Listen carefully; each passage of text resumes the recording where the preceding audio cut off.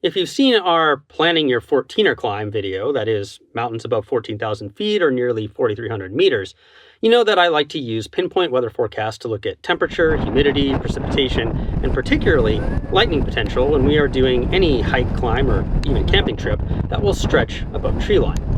But there is increasingly another environmental risk that can impact our outdoor adventures, whether above tree line or not.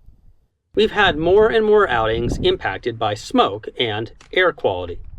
So we've now added smoke planning to our, loosely speaking, weather considerations, and we wanted to share a few resources that can help us take that into account.